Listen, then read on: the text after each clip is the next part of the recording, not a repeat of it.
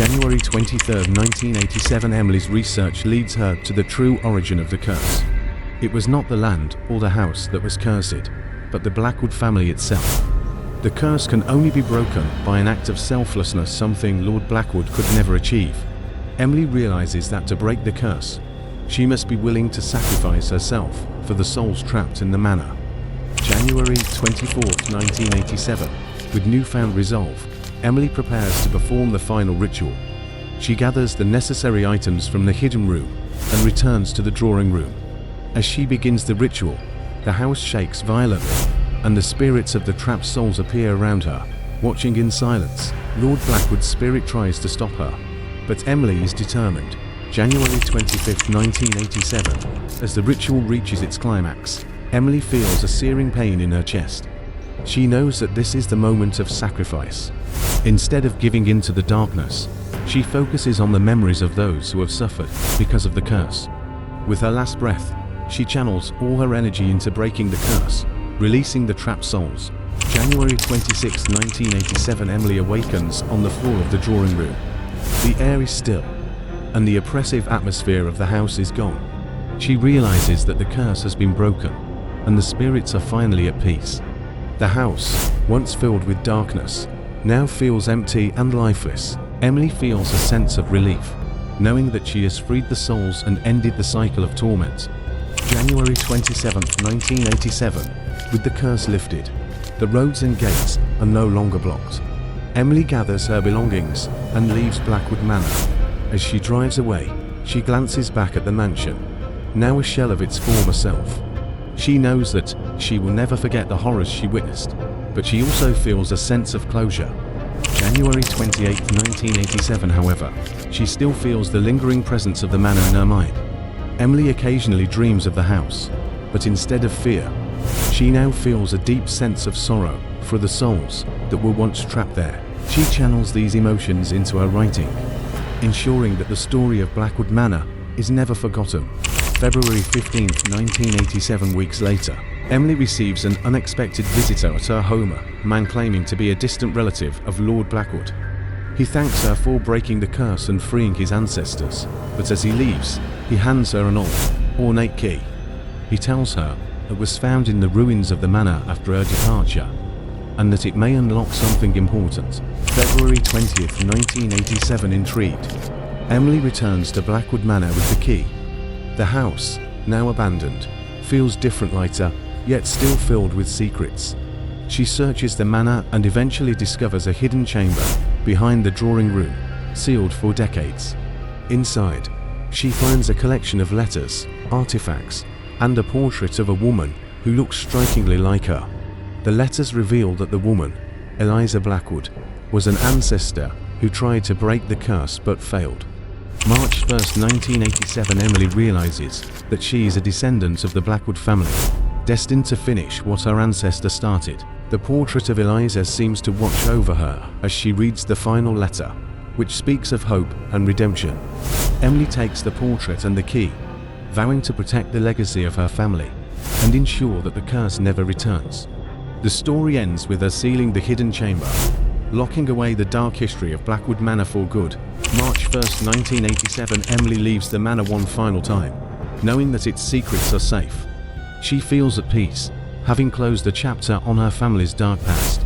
As she drives away, she reflects on the journey, the terror she faced, and the strength she found within herself. The story of Blackwood Manor becomes a legend, with Emily as its final hero, who turned darkness into light. January 12, 1987.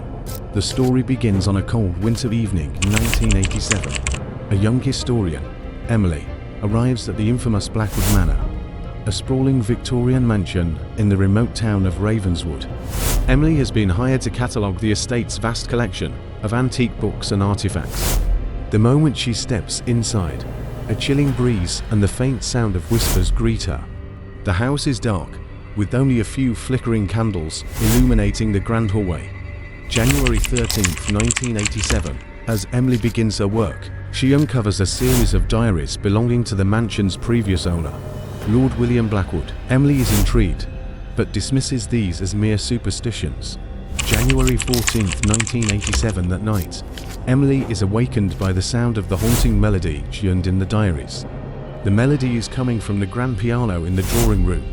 But when Emily investigates, the room is empty.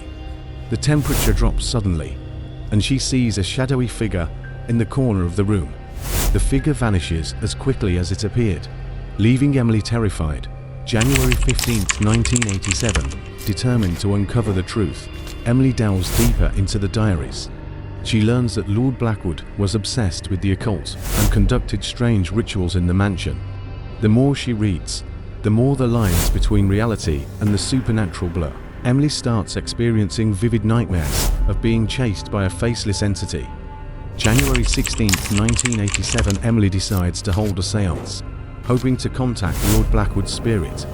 She gathers in the drawing room with a few locals who are familiar with the mansion's dark history. As they begin, the room's atmosphere becomes thick with tension. The candles flicker, and suddenly, the table shakes violently. A deep, guttural voice speaks through Emily, warning them to leave the manor before it's too late. January 17, 1987. The next morning, Emily finds a note slipped under her door. The note is written in blood, stating, "You were warned, terrified." She tries to leave the manor, but finds that the gates are locked, and the roads are blocked by fallen trees. She's trapped. The house seems to come alive, with doors slamming shut on their own and eerie laughter echoing through the halls. January 18, 1987. Emily uncovers more about the manor's dark past. It was built on cursed land, and every owner has met a tragic end. The curse began with the first owner, who was accused of witchcraft and burned at the stake. Lord Blackwood, in his obsession, sought to break the curse, but instead became a part of it. His disappearance was not an escape, but a descent into madness, where his soul was trapped in the house. January 19, 1987. The days pass. Emily begins to see apparitions of the manor's previous occupants. They appear at random moments during the day, at night, even in her dreams.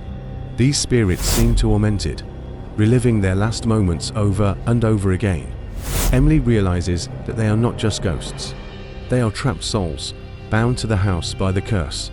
January 20th, 1987. The haunting escalates.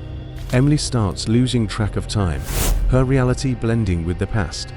She sees visions of Lord Blackwood performing his dark rituals, summoning something evil. The more she tries to resist, the stronger the presence in the house becomes. She begins to question her sanity, wondering if she is destined to become another victim of Blackwood Manor. January 21st, 1987. Emily discovers a hidden room in the basement, filled with occult symbols and a sacrificial altar. She realizes that Lord Blackwood's final ritual required a human sacrifice to break the curse. The room is cold, and she feels an overwhelming sense of dread. As she explores further, she hears the haunting melody again, growing louder and more insistent. January 22nd, 1987. The entity in the house reveals itself to Emily. It is Lord Blackwood, or rather, what he has become, a twisted, malevolent spirit consumed by the dark forces he once sought to control. He offers Emily a choice: complete the ritual and break the curse, or suffer the same fate as those before her. Emily refuses, determined to find another way.